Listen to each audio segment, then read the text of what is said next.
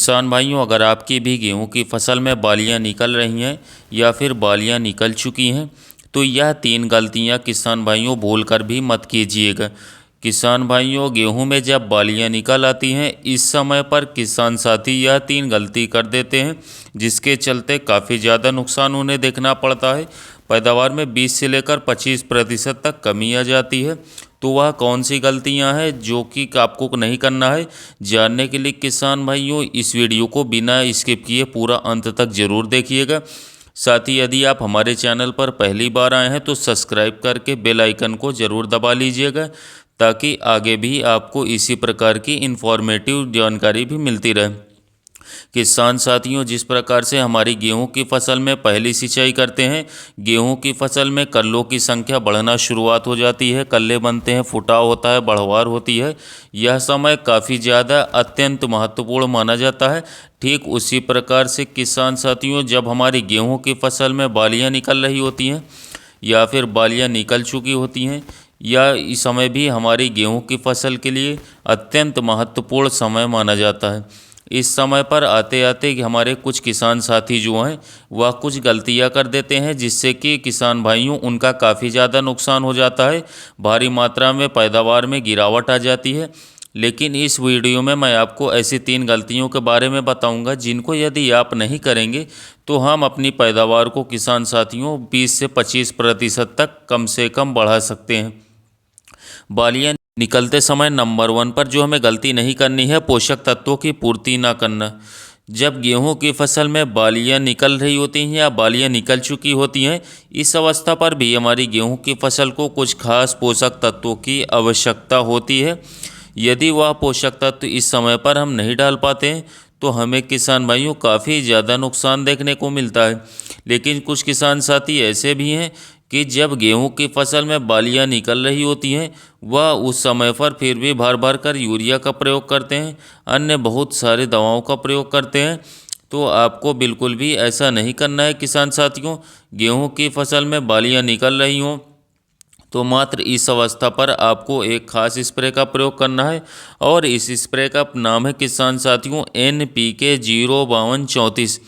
अब जो यह स्प्रे किसान साथियों इस अवस्था पर हमारी गेहूं की फसल को जिन पोषक तत्वों की आवश्यकता होती है वह इनमें पाए जाते हैं, जिससे हमारी फसल को बहुत शानदार रिजल्ट देखने को मिलता है। जैसे किसान साथियों इसमें 0% नाइट्रोजन पाया जाता है जिसकी आवश्यकता हमारे पौधे को बिल्कुल भी नहीं होती है। 52% फास्फोरस पाया जाता है जिसकी कुछ आवश्यकता हमारे पौधे को होती है। और किसान साथियों इसके साथ ही 34% इसमें पोटाश पाया जाता है, इसकी आवश्यकता हमारे पौधे को सबसे ज़्यादा इस अवस्था पर होती है। बालियाँ निकलते समय जब आप 05234 का स्प्रे करेंगे तो आपके गेहूं की फसल में आपको कई सारे चमत्कारिक फ़ायदे देखने को मिलेंगे। जैसे किसान भाइयों, आपकी जो गेहूं की बालियां हैं वह बालियों का साइज बड़ा होगा, स्वस्थ बालियां बनेंगी। बालियों में किसान भाइयों 100% दाने का भरा होगा। आपने अक्सर देखा होगा किसान साथियों के कुछ किसान साथियों की जो गेहूं की फसल है उनमें बालियां छोटी रह जाती हैं, बालियों में जो दाने आते हैं वह कमज़ोर व पिचके होते हैं। लेकिन यदि इस स्प्रे का आप प्रयोग करते हैं तो आपकी गेहूं की बालियों में जो दाने की क्वालिटी होगी वह बहुत ही ज़्यादा शानदार होगी।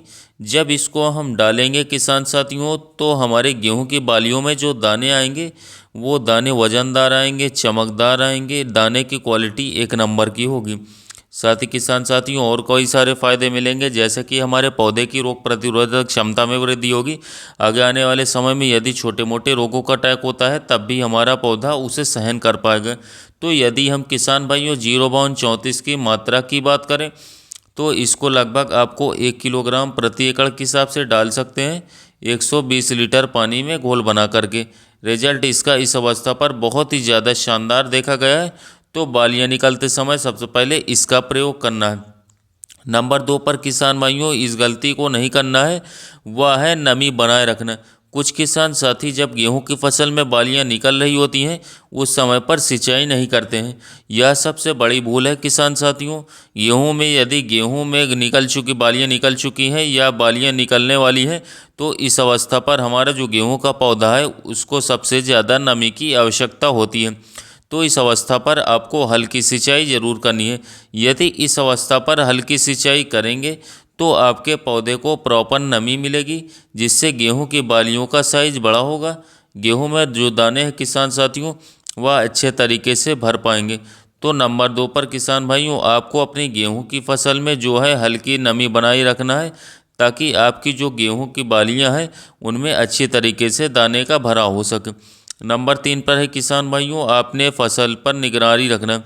अब किसान साथियों, बालियां निकलने के बाद कुछ किसान भाई अस्वस्थ होकर अपने घर पर बैठ जाते हैं, एक्टिव नहीं रहते हैं, अपनी फसल का ध्यान नहीं रखते हैं, जिससे किसान भाइयों उनकी गेहूं की फसल में कई सारे रोगों का भी अटैक हो जाता है। तो इस अवस्था पर आपको बालियां निकलने के बाद में लगातार एक्टिव रहना है, अपनी फसल की अच्छे तरीके से देखभाल करनी है। यदि इस अवस्था पर किसान भाइयों किसी भी प्रकार के रोग का अटैक होता है, तो उससे आपको शुरुआती अवस्था में ही ख़त्म कर देना है, क्योंकि गेहूं में बालियां निकलने के बाद ही किसान भाइयों कई सारे रोगों का अटैक भी होना आरंभ हो जाता है। यदि हम अपने गेहूं की फसल में निगाह बना रहेंगे, शुरुआती अवस्था में किसी भी रोग का वो समाप्त करना सबसे अच्छा तरीका माना जाता है, क्योंकि हमारा खर्चा भी कम लगता है और रोग भी पूर्णतः समाप्त हो जाता है। लेकिन अगर हम ध्यान न दें, रोग काफ़ी ज़्यादा बढ़ जाए, तो आगे चलकर हमारा खर्चा भी बढ़ जाता है और फिर उसको हम 100% तक समाप्त भी नहीं कर पाते हैं।